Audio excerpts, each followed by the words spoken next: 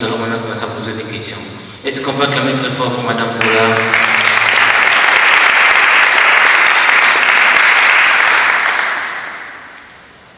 Merci et merci tout le monde d'être là. Je suis Madame Ayou Paula Tangimoué. Je suis journaliste communicatrice, community manager de Trace Africa, de Kinshasa. Et puis je suis entrepreneur et gérante de ma société. Donc aujourd'hui, je vais vous parler de la gestion des ressources humaines et ses réalités. Je serai terre à terre avec vous. Le français d'abord, c'est ma deuxième langue, donc essayez juste d'être patient avec moi. C'est ça. Aujourd'hui, les gens croient que tout le monde qui sort de l'université a l'impression, c'est une impression que j'avais aussi quand je suis sortie de l'université, a l'impression que ce que j'ai étudié à l'école, quand tu vas monter un CV, déposer dans une société, c'est à base de cette CV-là qu'on va vous recruter. Oui, c'est à base de cette CV. Mais il faut à l'appui la compétence qui accompagne cette CV. Par exemple, je prends tout court. Quelqu'un a étudié la communication par exemple, et puis entre-temps, 3 ans à l'université, aucun stage, aucune couverture, aucune publication en tant qu'étudiant. Et puis à la fin, tu montes un CV. Je sors de l'université après 3 ans, tu vas faire un master et puis tu vas être communicatrice dans une société ou un ONG en particulier. Tu viens pour l'entretien, on te pose des questions, on te recrute. Ce n'est plus à base de viens avec des CV. Et au bout de 2 semaines, 3 semaines, tu constates qu'il n'a même pas une maîtrise de ce qu'il a écrit sur son CV. Ce qu'il a étudié à l'école et il n'est pas compétent pour cette position.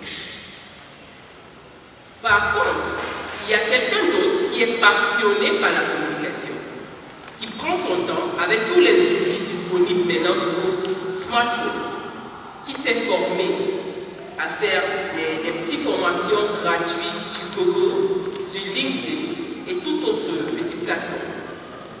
Et vient postuler. Moi, je vais choisir la personne. Pourquoi? Parce que la personne a pris son initiative pour se former. Il a la passion pour ce qu'il fait. Avant de le faire, il comprend ce que le rendu qu'on estime avoir publié. Un salaire, ce n'est pas payé à base de fin du mois. Les choses ont changé. En tant qu'entrepreneur, on veut des résultats. En tant qu'aucune société va t'embaucher comme pot de fleurs, puis t'asseoir et puis avoir un bon nom, je suis communicatrice pour société de fleurs et à la fin du mois, tu n'as pas pu communiquer aux gens ce que les fleurs là coûtent, ce que ça fait, les avantages, les objectifs de ton entreprise. Non. Ce qu'on veut que vous sachiez, c'est que en tant qu'étudiant, c'est pas que ça ne se limite pas à rester en classe, finir, avoir un diplôme pour venir présenter à la société ou à tes parents. Non. Il faut déjà avoir l'esprit de te former en tant qu'individu. Aujourd'hui, il y a beaucoup de sociétés qui lancent des recrutements, mais 90% de ces sociétés-là ne recrutent pas les gens qui déposent les CV. Vous le savez, nous le savons. Ils ont des nièces, des cousines, des cousins qui seront recrutés sans venir à des entretiens que vous allez être là pour remplir la salle. Donc aujourd'hui, on vous implore en tant qu'étudiant. Je ne suis pas là pour vous dire, oh, il faut, la société a besoin d'un D'abord, pour être entrepreneur, tu dois être prêt dans la tête et prêt comment dire, à traverser les challenges qui seront devant toi. Ce n'est pas en décidant d'être entrepreneur, ce n'est pas seulement en se décidant que tu vas devenir entrepreneur, que tu seras entrepreneur. Non. Si on vous dit ça, c'est un gros mensonge. Il faut déjà savoir ce que tu veux et qui tu es pour être entrepreneur. Moi, en tant qu'individu, je crois déjà, tout le monde ici en salle a une passion pour quelque chose, une passion quelconque. Peut-être tu aimes beaucoup manger, peut-être tu aimes chanter, tu aimes danser, tu aimes dessiner, ça dépend de chacun d'entre nous.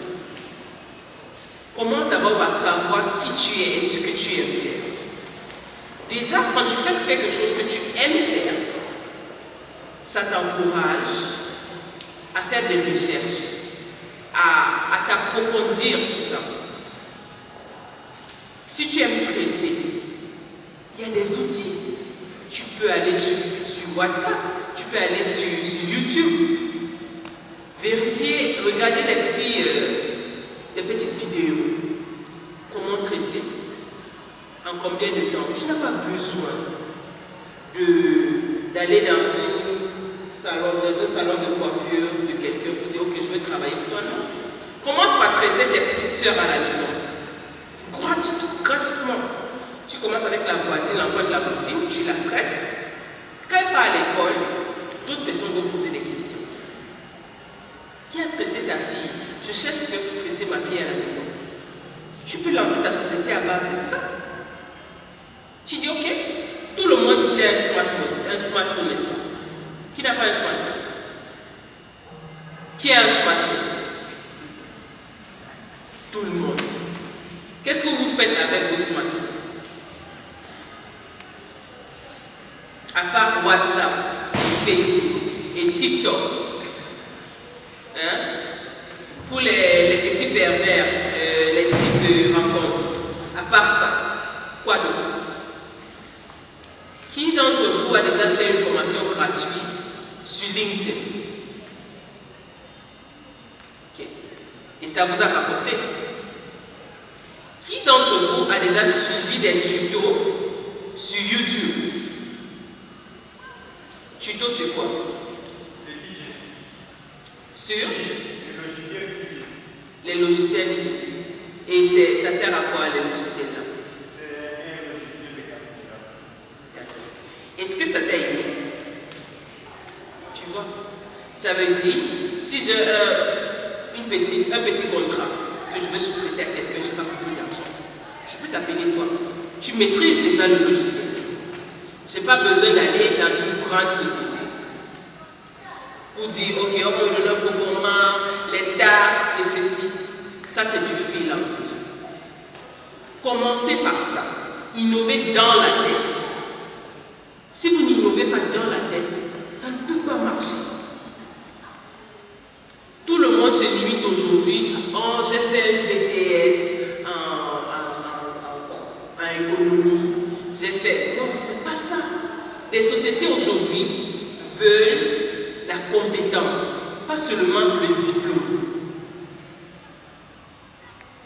Ce qu'on enseigne en classe, c'est bien. On n'a pas refusé.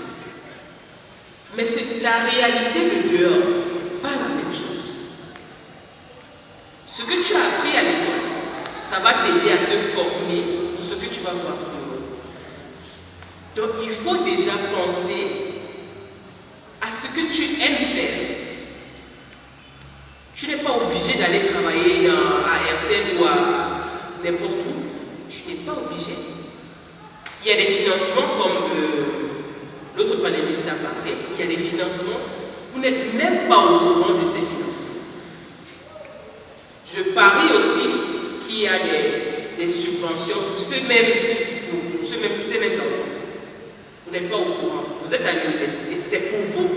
Vous ne saisissez même pas les opportunités. Vous ne lisez pas. On a travaillé traversé la période des gens qui lisent des romans. Nous, notre époque, on lisait les romans, on faisait des articles, on publiait, on créait des blogs. Maintenant, les choses ont évolué. Si tu n'aimes pas lire, il y a des audiobooks. Tu peux télécharger une application de audiobooks. Il y a tous les livres possibles en audio. Quand tu écoutes la musique, tu peux écouter ces livres-là. Ça va te cultiver. Ça va t'aider à ouvrir ton esprit à d'autres choses. La ressource humaine aujourd'hui est plus focalisée sur le rendu. On va te recruter, on va te donner les objectifs de la société. On va te donner tes objectifs à toi en tant que peut-être secrétaire. Et si tu, à la fin de l'année, tu ne parviens pas à avoir un rendu positif, ça ne vaut pas la peine. Ça ne vaut pas la peine. On va beau te former en cours d'année, parce qu'il y a des formations que la société va offrir pour te mettre à jour. Mais si tu ne parviens pas à atteindre les objectifs que la société va te donner, ça ne vaut pas la peine. Pareil pour quelqu'un qui va créer sa société, un entrepreneur. Tout le monde ici a des rêves. Quand j'étais comme vous, je rêvais de travailler à CNN. Moi, j'ai toujours été passionné par du journalisme. Petite anecdote, c'est anecdote là. Ouais. J'ai toujours été passionné par le journalisme. J'ai travaillé en tant que journaliste dans la radio nationale de mon pays. Et ça m'a plu.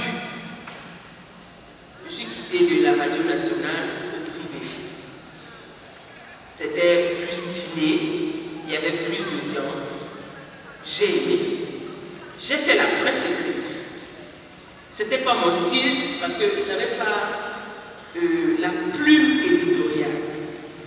Je ne parvenais pas à créer ma plume. J'ai abandonné. Je suis allée à la communication.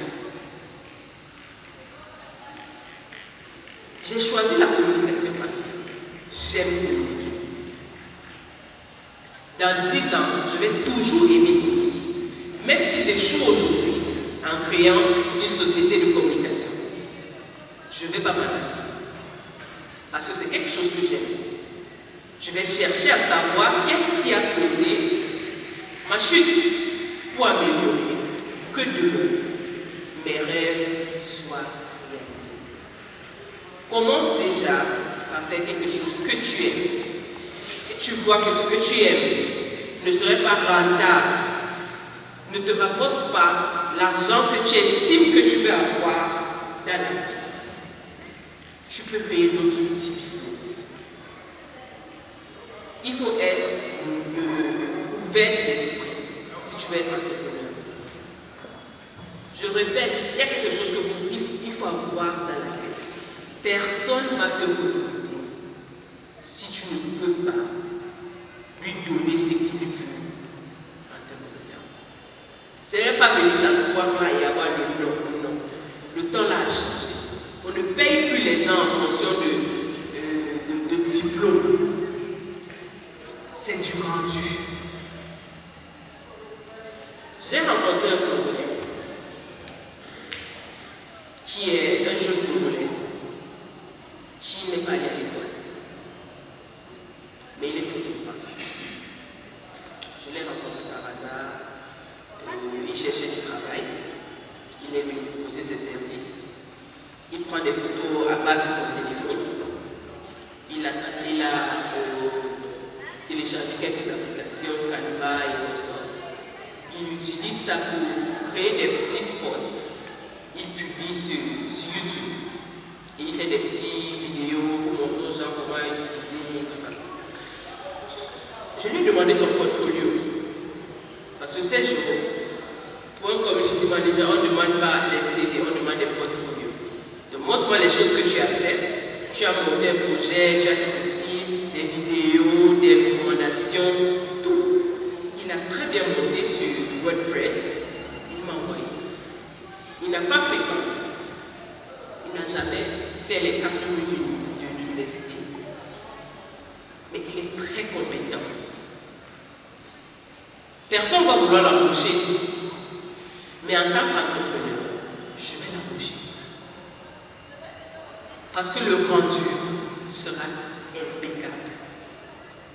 C'est ça la relation entre ressources humaines et vous les chercheurs d'emploi. Donc je vous emploie, on dit emploi, c'est ça, de vous cultiver et de vous former en ce que vous aimez faire. Ceux qui sont en sciences, allez sur Google, cherchez des formations gratuites. Ça peut te prendre 6 ou 7 mois. Il y a des certifications même gratuites. C'est ça qui booste ton CV et ça te cultive mieux. Quand il y a la relation ressources humaines et les réalités de la vie, personne ne va embaucher quelqu'un qui va venir s'asseoir et puis demain tu dois tout taper tout le travail. Non. Ce n'est plus ça. Donc réveillez-vous. Ce n'est pas seulement venir à l'école, c'est pas venir à l'université. C'est beau, c'est bien beau de venir à l'université, sortir avec un diplôme. C'est important d'avoir ces diplômes-là. Parce que ça te différencie de ceux qui n'ont pas ces diplômes. Mais alors, est-ce que tu es compétent en ça? Le professeur ne va pas tout enseigner, non. Il va faire le curriculum de l'université, ce que vous avez à apprendre à l'école. Le reste, c'est à toi de le faire. Et il y a beaucoup à apprendre avec ces smartphones que vous avez. Prenez du temps de vous former. Prenez le temps de savoir ce que vous voulez. Si vous ne savez pas ce que vous voulez en sortant de l'université, c'est très, très dangereux. Nous, on ne savait pas. Mais on est aujourd'hui assises là devant pour vous dire que c'est dangereux. Prenez du temps, au lieu de vous asseoir là, à papoter, à ne rien faire, à suivre les blogueuses qui s'insultent sur Facebook et comme ça. Demandez-vous ce que vous voulez pour vous-même. Si vous êtes assis ici aujourd'hui, c'est parce que peut-être vous n'êtes pas les enfants des ministres. Mais vous voulez vous cultiver pour savoir ce que c'est l'entrepreneuriat. Donc je vous dis aujourd'hui, cultivez-vous. Commencez déjà à penser à ce que vous aimez et ce que vous aimeriez ajouter à ce pays-là, votre pays. Je prends un cas par exemple, des filles. Nous tous on aime se faire des autres. On aime se faire des autres. Entre copines, si vous allez sur YouTube, vous apprenez comment poser des ongles. Vous posez des ongles entre vous. Ça coûte moins cher d'aller à la boutique le faire. Vous savez ça, non? Vous savez ça? Si vous apprenez à vous faire des crochets de cheveux et vous vous tressez entre vous, l'argent va chez vous. Entre vous. Commencez par ça. L'entrepreneuriat, c'est pas aller payer les taxes, boîte, s'asseoir là, je suis directeur de ma boîte. Ce n'est pas ça. C'est savoir innover. C'est savoir ce que tu veux et persister dans ce que tu veux. Tu ne peux pas t'en sortir si tu crois que c'est juste s'asseoir dans un bureau. C'est d'abord la culture de ce que tu as dans ta tête. Je vous dis, personne ne recrute quelqu'un qui n'a pas